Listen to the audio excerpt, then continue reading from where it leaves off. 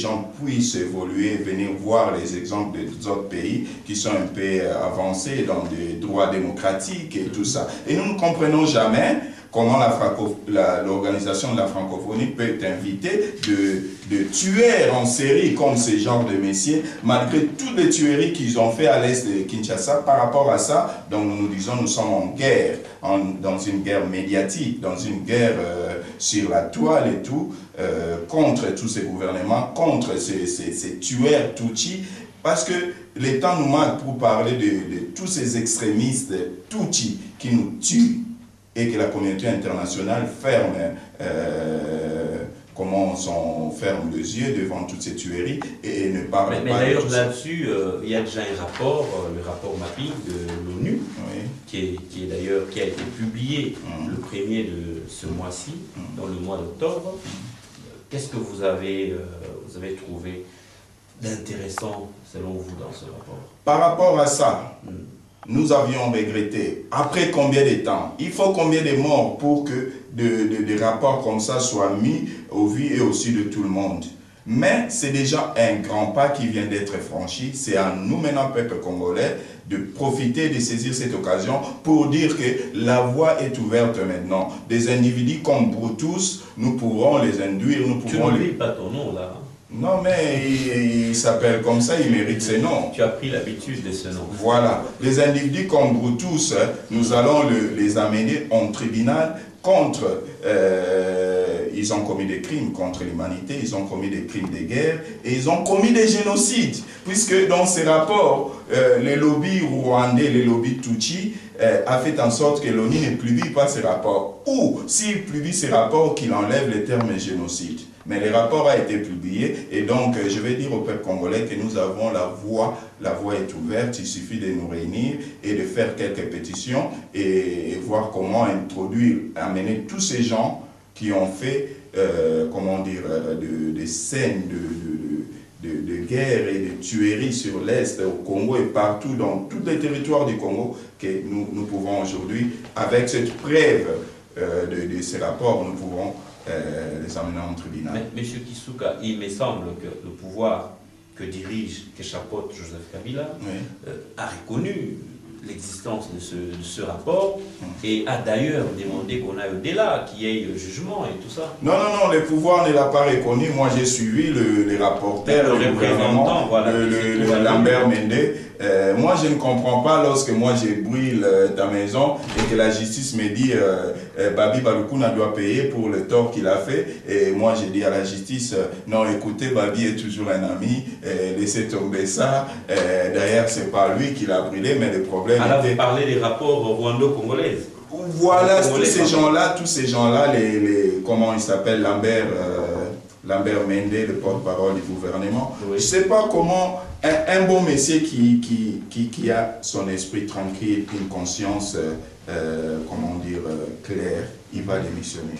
Il ne va pas travailler avec tous ces gens. Mais les gens comme de Lambert Mende sont là en train de prendre de l'argent pour leur poche, pour leur famille, et voilà quoi. C'est dans le même sens que tu demandes aussi qu'une plainte soit déposée contre Kundabatware, c'est dans le même sens.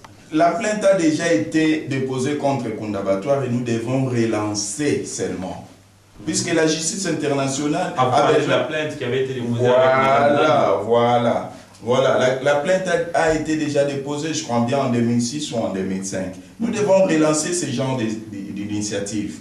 Mais je vais moi-même aussi prendre la parole pour être de manière responsable, je vais dire. Je ne le prends pas en tant que Congolais, pas en tant que journaliste, mais en tant que Congolais aussi. Je n'arrive pas à comprendre que le Congo et le Rwanda, en ce moment, sont en train de pacifier leurs relations. Pendant que, entre les mains du Rwanda ou du pouvoir rwandais, se trouve cet homme Kundabatware, qui est recherché entre autres par la justice internationale, et que le pouvoir congolais, qui se donne à bras le corps pour harmoniser les relations entre le pouvoir rwandais, qui détient celui qu'eux recherchent, n'en parle plus. C'est quand même ambigu. Utilisons les termes de notre frère. Allons aussi à Lingala. et pas ya muta mampasi bazoluka muibi ayibaki pas ya mampasi muibi yango avandi et pas ya mutombo mais mutombo na mampasi bakomi na bango kosolola sikoyo likama muibi wana batiki to ndengeni. C'est ça qu'on n'arrive pas à comprendre parce que Kunda jusqu'à présent se trouve au Rwanda et le Rwanda pour le moment c'est un bon ami au Congo. Mais est-ce que les autorités congolaises n'en parlent plus? Ou ils en parlent et le Rwanda est plus fort et ils leur disent on a harmonisé mais vous n'avez plus le droit de parler de cette histoire. Maintenant le peuple congolais dans tout ça est où? Est-ce que le peuple doit continuer à se taire? Tous ceux qui défendent des positions, allez-y réfléchir. Nous revenons dans notre émission avec notre invité qui est M. Paul Kisuka, qui quelque part ne reconnaît pas ou encore n'apprécie pas aussi la position de certains politiciens congolais, comme notre aîné et papa Étienne Tshisekedi. Qu'est-ce que ce vieux monsieur, qui est d'ailleurs une des icônes qui se sont battues pour l'état de droit dans notre pays, t'a encore fait? Vous savez, pour notre génération, dans l'histoire de l'opposition, Étienne Tshisekedi est notre premier amour. Mais nous ne comprenons plus actuellement. Vous savez, en Afrique, dans d'autres pays, lorsque les gens ils deviennent vieux, ils grandissent en âge, ils sont sages, ils deviennent sages. Ça se passe partout au Ghana, en Afrique du Sud, mais c'est au Congo que les gens deviennent vieux. Ils sont pas sages et au contraire, ils deviennent, comment dire, il n'y a même pas une expression. Donc, je peux te donner l'exemple de celui qui a été Premier ministre avec Brutus. Vous parlez là de M. Antoine Gizenga. Ce monsieur a été Premier ministre et il ne faisait que dormir dans son bureau. Il ne faisait rien par le poids de l'âge, mais il a accepté ça pour dire que moi je vais bientôt partir, mais ma famille. Il a quand même à la fin reconnu que le poids de l'âge pesait. À la fin, après avoir fourni tous ses poches à la fin, c'est ça. Donc les gens, quand ils deviennent vieux au Congo, ils régressent en sagesse et tout ça, je ne comprends pas. Ils doivent préparer quand même leur pension. En volant, et la génération qui va venir. Vous avez besoin que ces gens-là continuent à militer, comme quand ils étaient si jeunes, très jeunes, pardon. Non, on n'a pas besoin d'eux. On n'a pas besoin de tous ces gens. Nous savons pourquoi ils sont encore là. Donc, ils ont rempli des poches. Ils se disent, bon, moi maintenant, je vais faire ma retraite. De toute façon, la ligne va tomber. Moi, je vais partir. Mais mes enfants, je vais préparer la génération. Bon, revenons sur Tshisekedi. Vous n'allez pas mettre Tshisekedi dans le même lot. Nous n'avons pas compris. Dans le même panier que... Non. J'ai dit, il mérite beaucoup de respect. Tshisekedi, qu'est-ce que nous lui reprochons?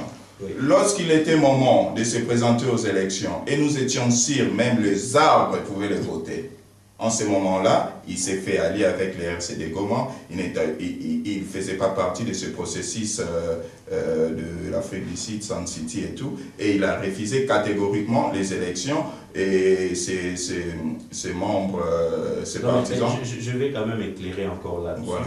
Parce que nous sommes dans une émission et beaucoup de gens vont suivre, pardon. À l'époque de Sun City, à mon sens, je pense que Tshisekedi était tout simplement contre l'engagement qui a été conclu en privé entre la composante pouvoir et la composante Jean-Pierre Bemba, qui devait faire que eux deux continuaient à gérer et à diriger le Congo sans les autres qui avaient passé leur temps à Sun City à débattre. C'est comme ça qu'ils avaient fait cette alliance-là de sauvegarder le dialogue. Et d'ailleurs, c'est grâce à cette alliance que je pense c'est grâce à cette alliance que par après, on a eu le 1+4 et tout ce qui s'en est suivi. Ok, il n'y a pas de problème, mais par rapport à ça, nous disons quoi? Il a refusé ses premières élections, alors qu'en ce moment-là, nous savions que... Mais vous lui reprochez aussi un moment, je parle de Tshisekedi, la politique de la chaise vide. Maintenant qu'il revient dans le système, vous le condamnez toujours. Mais ces mêmes acteurs politiques qui ont fait les premières élections, ce sont toujours les mêmes personnes dont il a refusé. Et la situation s'est empirée encore davantage, et c'est en ce moment-là que Tshisekedi vient s'annoncer pour dire nous avions besoin de... N'est-ce pas qu'il vaut mieux tard que jamais? Pas de problème. Peut-être qu'il sent qu'il va peut-être partir sans vous avoir sauvé, et il veut le faire une fois pour toutes. Nous avons tous besoin d'un changement parce que